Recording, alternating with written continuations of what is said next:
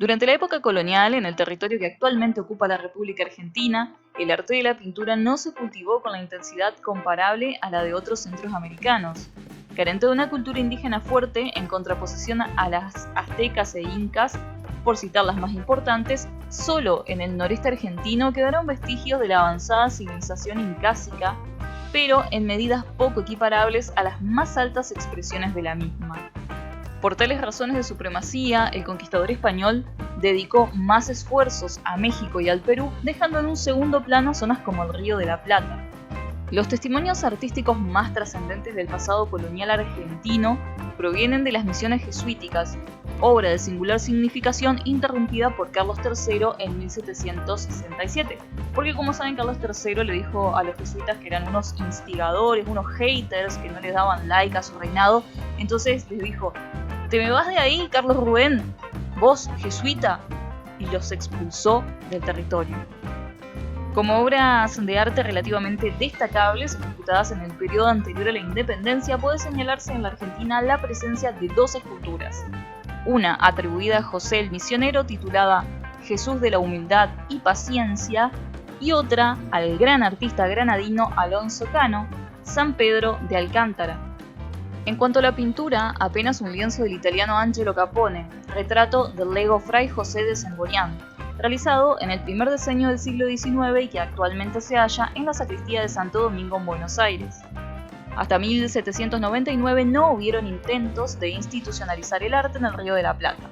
En ese año, el insigne abogado Manuel Belgrano, el de la bandera, quien habría de integrar el primer gobierno patrio en 1810, logró constituir una escuela de geometría, arquitectura, perspectiva y de todas clases de dibujo. Llevaba solo 3 años de afanosa tarea la escuela de dibujo cuando fue suprimida dictatorialmente por la corte, quien inclusive atacó al consulado por haberla aprobado. Silencio dramático. Los acontecimientos políticos comenzaron paulatinamente a tomar preponderancia en detrimento de los demás órdenes de la vida rioplatense.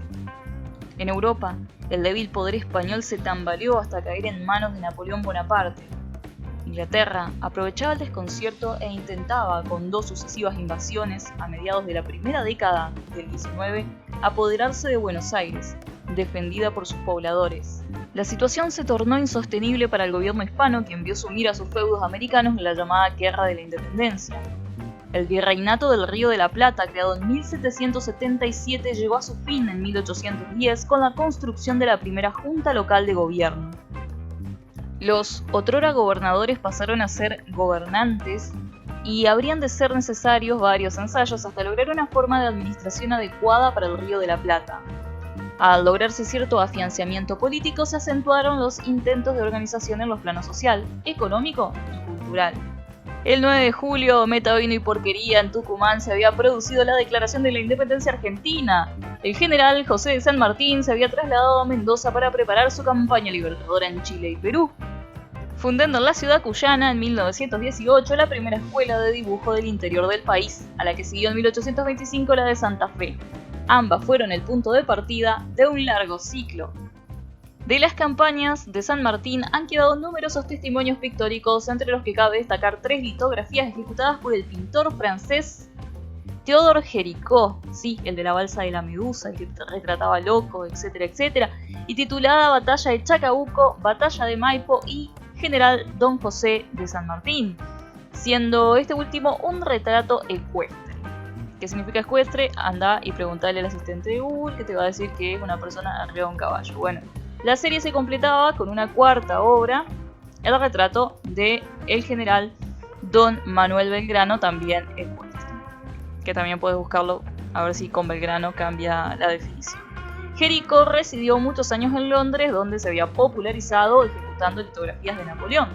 Allí había conocido a Ambrosio Kramer, quien había actuado a las órdenes de San Martín y le había solicitado aquellas litografías.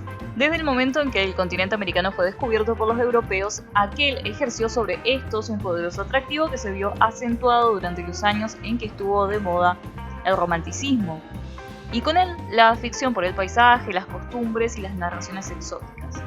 En los primeros años del siglo XIX, América se vio invadida por viajeros que a menudo redactaban diarios de viajes, los cuales solían ilustrar con dibujos y bocetos realizados durante el trayecto. No obstante su interés por dichas representaciones visuales, la mayoría de estos viajeros no poseían fama como artistas, por lo cual no puede decirse que vinieran con la específica intención ni de instalarse en un país determinado ni de dirigir los gustos estéticos de los mismos, aunque algunos lo hayan intentado e inclusive lo hayan logrado. Quienes optaron por la radicación por lo general gustaban de un arte ligado al academicismo y desde estos principios prestaron sus servicios a las europeizadas clientelas. Obviamente estos artistas nada tenían que ver con los viajeros que solo deseaban satisfacer su afición por descubrir las manifestaciones del mundo americano, llenando carpetas con imágenes de costumbres, indumentarias, vistas de ciudades, paisajes, etc.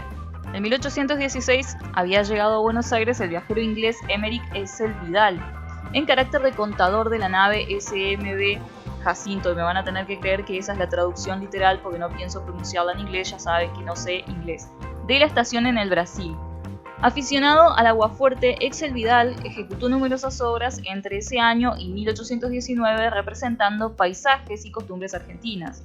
De sus realizaciones entre 1816 y 1817 se destacaron las vistas de la ciudad de Buenos Aires, con imágenes de la sociedad y los trabajos urbanos, y luego gran cantidad de evocaciones del gaucho, sus vestimentas y sus hábitos.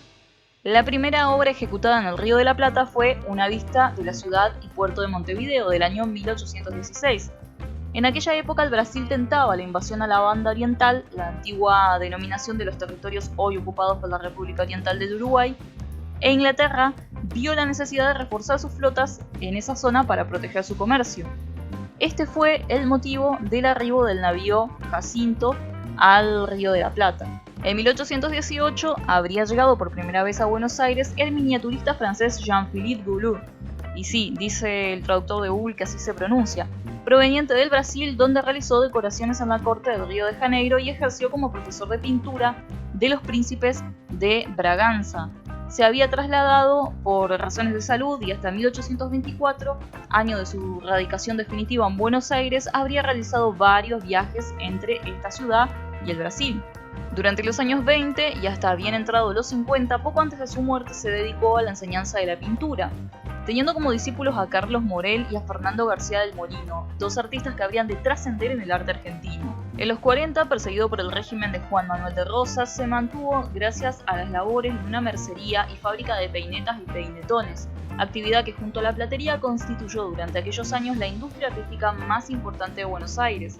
Entre sus obras porteñas se destacan numerosos retratos de miniaturas e inclusive interesantes óleos como el retrato de Don José María Coronel, ejecutado apenas arribado a Buenos Aires, el retrato de Vicente López y Planes y el retrato del general Lucio Mansilla, entre otros. Gouloux se constituyó en el más importante miniaturista de los que trabajaron en el Río de la Plata. Por ahora eso es todo, gracias por llegar hasta acá y espero que no te hayas aburrido. Hasta pronto.